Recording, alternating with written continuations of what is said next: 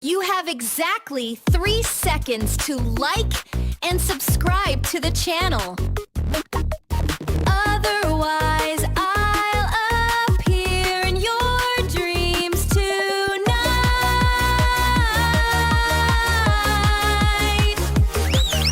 To ask for a donation for that cup of coffee, link below. Ladies and gentlemen, Israel completed its occupation of Sinai by deploying 2 infantry units to Ras Suder on the northern bank of the peninsula. The town of Sharm el-Sheikh at the southern tip also fell to Israeli Navy troops the day before. The factors that contributed to Israel's swift victory, which we can identify, are firstly, the Israeli Air Force's dominance of the skies.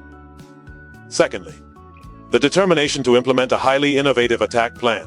And thirdly, the lack of coordination from the Egyptian side. War has come knocking on the door of the west bank of the Jordan River. Jordan entered the war reluctantly, and it is believed that Egyptian President Nasser created a smokescreen in the early hours of the conflict to convince King Hussein that his side was winning, claiming that the Israeli planes seen on radar returning were Egyptian planes, and wrote to attack Israel. And King Hussein of Jordan finally decided to join the war. Ladies and gentlemen, before the war, the Jordanian army had 11 brigades, equipped with 3 modern Western tanks. There are 9 brigades stationed in the West Bank. 200 heavy artillery pieces, including the elite 4th and 2nd Armored Regiments in the Jordan Valley. You may not know this, but the Arab Brigade of the Jordanian army is a highly professional, well-trained, and well-equipped brigade. On the other side of the front line, Israel, 1,000 troops and 200 tanks. Israel's Central Command consists of 5 brigades. The first 2 brigades were permanently stationed near Jerusalem, known as the Jerusalem Brigade and the Harel Mechanized Brigade. General Mordecai Go's 55th Airborne Brigade was redeployed from the Sinai Front. An armored brigade from the General Headquarters, acting as a reserve force, is heading towards Ramallah to capture Latran, and the 10th Armored Brigade is stationed in the northern West Bank. Meanwhile, Israel's Northern Command has a division, commanded by General, stationed in the Jezreel Valley. Israel intends to adopt a passive defensive strategy on this front, concentrating its efforts on the main front in the Sinai Peninsula. However, Jordanians began shelling West Jerusalem, Netanya, and the outskirts of Tel Aviv. But initially the Israeli forces did not. Even when the Royal Jordanian Air Force attacked it wasn't until June 6th that the Israeli army hastily gathered the remaining troops and launched them into the West Bank battle to stop the Jordanian forces.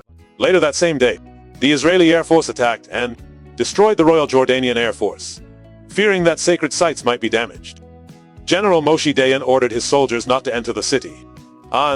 Fierce fighting continued, with the infantry brigade attacking and capturing the Latran fortress. At dawn, advancing through Beit Horon, by the battle had reached Ramallah. The Israeli Air Force detected and destroyed the 60th Jordanian Brigade as they were en route to resupply Jerusalem. 1 brigade from the same division captured the western part of the West Bank. Another fought Jenin, and a 3rd brigade, equipped with French AMX-13 light tanks, engaged Jordanian M48 Patton heavy tanks to the east. General Dayan initially ordered his soldiers not to enter Jerusalem. However, after hearing that the UN was preparing to declare a ceasefire, he changed his mind and, without waiting for Parliament's permission, ordered the capture of the city. The Gur Brigade's paratroopers entered the old city of Jerusalem through the Lion Gate, capturing the Western Wall and the Temple Mount. With reinforcements, they continued their advance south, capturing Gush, and the Harel Brigade advanced eastward, descending to the river. In the West Bank, a brigade under General Peld captured Nablus, and then they joined an armored brigade from the Central Command to fight against the Jordanian forces, which were better equipped and as numerous as the Israeli army. Ladies and gentlemen, once again, Israel's air superiority played a decisive role in paralyzing the enemy, forcing them to suffer a bitter defeat. The heated conflict on the Golan Heights is being distorted by misinformation. claiming that Egyptian forces have won, crushing Israeli troops, and predicting that Egyptian artillery will soon bombard Tel Aviv. This has spurred Syria into joining the war. However, Syrian leaders also acted cautiously, beginning by shelling northern Israel. But when the Israeli Air Force finished bombing Egypt and shifted its attack to the Syrian Air Force, Syria realized that the information they had received from Egypt was not true. On the evening of June 5th, Israeli airstrikes destroyed 2/3 of the Syrian Air Force, forcing the remaining personnel to evacuate to distant airfields. A small Syrian force attempted to seize the Tel Dan water plant, but several of their tanks sank in the Jordan River. From now on, the Syrian command must abandon any hope of a ground offensive and instead focus on heavily shelling towns in Israel's Hula Valley. The Syrian army, 1,000 men, divided into 9 brigades, supported by tanks and artillery. The Israeli strike force consists of 2 brigades in the northern part of the front and 2 brigades in the center. The unique terrain of the Golan Heights, with its steep slopes and streams running parallel from east to west every few kilometers, and the lack of roads, forced both sides to deploy and move along an east-west axis, limiting the ability of units to provide operational support to each other. The Syrian army could thus move north-south across the plateau, while the Israeli army could move north-south at the foot of the plateau. Ladies and gentlemen, Israeli military forces, which had been shelling Syrian artillery for 4 days prior to the attack, were ordered to launch a full-scale assault on all Syrian positions, while the well-protected artillery positions suffered virtually no damage. The infantry forces on the Syrian plains gradually found themselves overwhelmed. On the evening of June 9th, 4 Israeli brigades broke through the defenses and advanced into the plains, where they could be reinforced and replaced by other units. The following day, the central and northern groups joined forces in a pincer movement, but they mostly captured empty spaces as the Syrian troops had fled. The Israeli units halted after having captured the fighting ground located between their position and the volcanic mountain range to the west. Time magazine stated, in an attempt to pressure the United Nations into imposing a ceasefire, Damascus radio shot itself in the foot by announcing the fall of Quneitra 3 hours before it actually happened. This hasty announcement shattered the morale of Syrian soldiers still fighting on the Golan front. The reality is that Israel was not prepared to seize territory from Jordan. After the capture of the old city of Jerusalem, General Moshe Dayan ordered his soldiers to dig fortifications in preparation for the city's defense. But it was only after intelligence reports indicated that King Hussein was withdrawing his troops across the river that he decided to conquer the West Bank. Because the first day's priority was to send troops to destroy Egypt, the leading nation in the tripartite alliance. Tel Aviv could not immediately launch a massive offensive on the eastern Jordanian front. The battle to reclaim the ancient citadel raged fiercely on every street and in every house. Israeli forces captured East Jerusalem. Meanwhile, another Israeli army captured Naples, Dj9, and advanced into the west bank of the Jordan River. On the afternoon of June 7th, King Hussein had no choice but to bow his head. Over 6,000 Jordanian soldiers were killed or missing, were wounded. 460 were taken prisoner. About 1/3 of the 300 tanks were destroyed, and all the aircraft were completely damaged. The Israeli army suffered 350 casualties, with hundreds more wounded. Of the 3 Arab countries, Syria fought the hardest. Damascus has deployed a considerable force to the border, with 75,000 fully equipped troops and 400 tanks. Syria also has the advantage of the rugged Golan Heights, with many fortified structures built by Germany and Russia. Israel suffered significant losses on this battlefield. Even though they controlled the airspace from the outset, Tel Aviv employs a strategy of attrition and surprise attacks.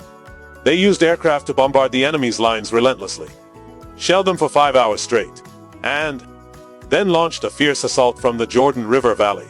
Once the doors were opened, the tanks immediately went into battle. In summary, the fighting in Syria resulted in 200 deaths, 80 tanks destroyed, and 40 vehicles stolen. Israel suffered 115 casualties and 306 wounded. At 6 p.m. on June 10, both sides ceased hostilities as ordered by the UN. The Syrian foreign minister declared with heartbreak, Syria lost because it lacked air support, as the Egyptian Air Force disintegrated from the very first minutes. So, the Arab bloc has suffered yet another defeat at the hands of Israel. Ladies and gentlemen, Tel Aviv took advantage of the 1967 war to seize more territory from the Egyptian side. The Golan Heights, the West Bank, and the fertile Gaza Strip have fallen into Israeli hands. Following the ceasefire, the Arab faced extremely difficult circumstances, with internal instability and a weak economy. Every country is short of money. The forced closure of the Suez Canal is costing Egypt $1.5 million a week. Lost the ancient city of Jerusalem, a source of tourism revenue that brings in nearly $40 million annually. The entire fertile West Bank, which supplied 80% of the country's olive oil and 65% of its fruits and vegetables, was also seized by the Israeli army. Other countries like Saudi Arabia, Iraq, and Kuwait also lost revenue from oil sales when they angrily cut ties with the West. The Arab bloc is deeply divided. The Khartoum Conference, held in August 1967, initiated by, failed to find a common solution to force Israel to withdraw its troops. For its part, the Jewish state gained more land, temporarily eliminating the threat from the Arab country. However, this deepens ethnic animosity in the Middle East. After the war, many Israelis brought their families to establish settlements in the West Bank and Gaza Strip. To date, about 2% of the Jewish population, approximately 400,000 people, reside in this area. Solving the problem of ensuring a livelihood for settlers and building peace with the Arab world has always been a constant headache for Tel Aviv. But Israel has always been divided internally on that issue. Right-wingers felt that the newly acquired territory was a legitimate prize in a just war, while left argued that it should be exchanged for peace. Once again, the military victory has fueled further concerns about the fate of the Jewish state. The shame and outrage of the Arab world stemming from that humiliating defeat gave rise to extremist Islamic movements in the Middle East. The war also led to a resurgence of guerrilla activity and the emergence of genuine Palestinian resistance forces, as more people became refugees. The Soviet Union's prestige declined in the Middle East due to its failure to intervene to save Egypt. Meanwhile, the US and the West achieved a great victory in terms of morale. A number of Arab countries, most notably Jordan, have decided to fully align themselves with Washington. That was the entire video about the Six-Day War between Israel on one side and the Arab nations on the other. What are your thoughts on the conflict in this volatile Middle Eastern region? Please leave your comments below. And don't forget to subscribe and hit the notification bell so you don't miss any of KTQ videos. And now, goodbye and have a great day 3.